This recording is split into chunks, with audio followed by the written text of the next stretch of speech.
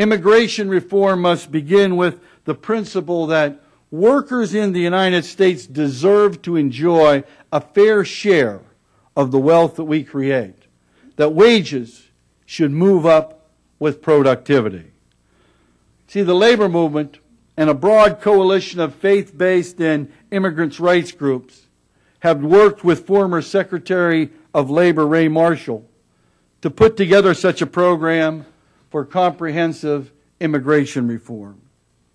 The AFL-CIO is for a fair path toward legalization for all undocumented workers who are working to realize the American dream.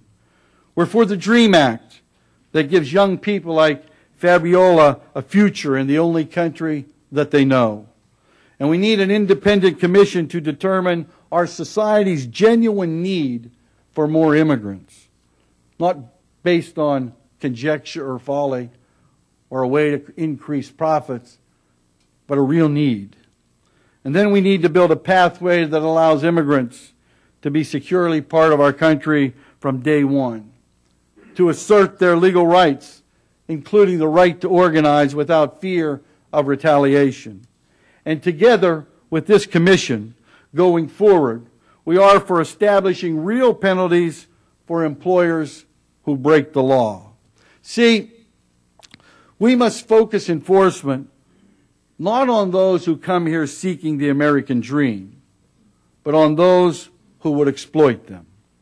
See, this is the reform that the labor movement is fighting for. This is the reform that I am fighting for. But instead, we see today a dangerous drift toward a politics of hate, of scapegoating, of finger-pointing. Last month, I went to Arizona to stand with working people who were the target of a hate campaign. A campaign for racial profiling waged by the state legislature and signed into law by the governor. A campaign to make anyone who might look like an immigrant live in fear of the police. Now, quite frankly, all of us should fear such a system, because in the end, don't all of us who aren't Native Americans look like immigrants and children of immigrants that we are? As president of the AFL-CIO, my message to working people is that we are all bound together by our lives as workers, our dreams for our families, and our hopes for this country's future. The labor movement stands for giving all workers in America the right to dream and achieve the American dream. Unfortunately, as we speak, the American dream is slipping away from all of us.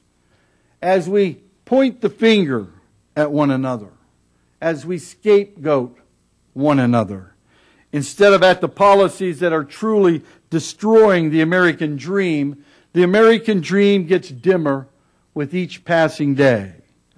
Today, as in any economic crisis, there are people who offer hatred and divisiveness as the solution to the crisis.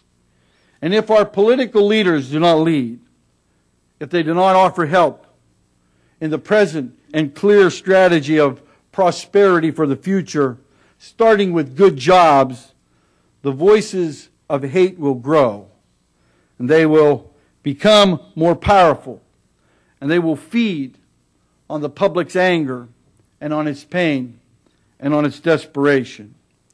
Now, President Obama has laid out in broad terms the approach that we need to take. He's spoken out for creating good jobs, for rebuilding manufacturing, for taking on the challenge of climate change and energy independence and growing exports and investing in our infrastructure, including our education infrastructure. If we're truly going to build a world-class workforce, then we need to restore workers' fundamental right to organize and bargain with their employers so that the wealth we produce as a nation is more fairly and more fundamentally shared. And we need to make sure that every worker in America documented or undocumented, is protected by our nation's labor laws. That's why it's so urgent that we reform our immigration system.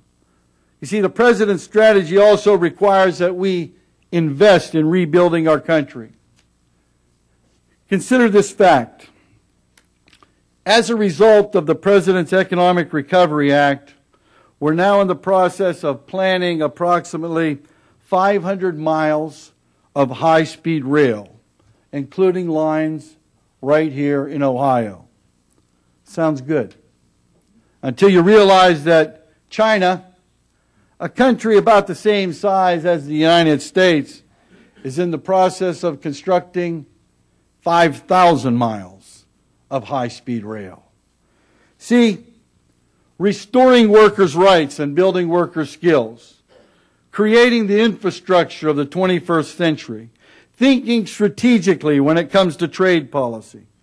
These are the strategies for making the American dream as real for our children as it was for my parents. But even that will not be enough. You see, we simply must change our culture. We as a nation must be true to our better selves.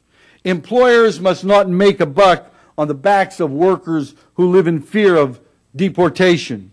And workers must stand together and not apart in the workplace for good jobs and for safe jobs and for health care for all and retirement security that we can all count on.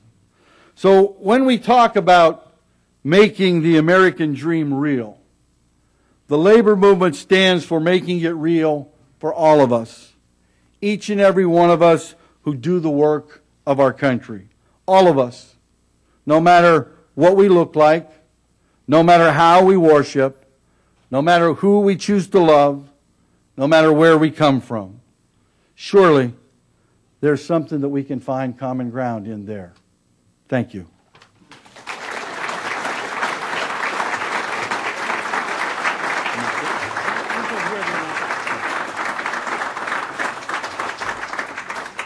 Today at the City Club of Cleveland, we are listening to a Friday forum featuring Richard L. Trumka, president of the AFL-CIO. We will return to our speaker momentarily for our traditional City Club questions. We encourage you to formulate your questions now and remind you to keep them brief and to the point. We welcome you to the City Club Forum. We want to remind you that members and guests alike are welcome to attend our forums here in downtown Cleveland at 850 Euclid Avenue. We hope everyone listening will join the club and become active in our ongoing civic dialogue. We welcome guests today at tables hosted by Baker Hostetler, Medical Mutual of Ohio, North Coast Area Labor Federation, and the North Shore AFL-CIO. Thank you for joining us today.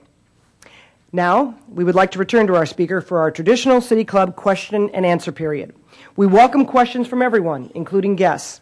Holding the microphones today are City Club Database Manager Lucille Barbati and PR and Program Manager Carrie Miller. So let's have our first question, please. Mr. Trumka.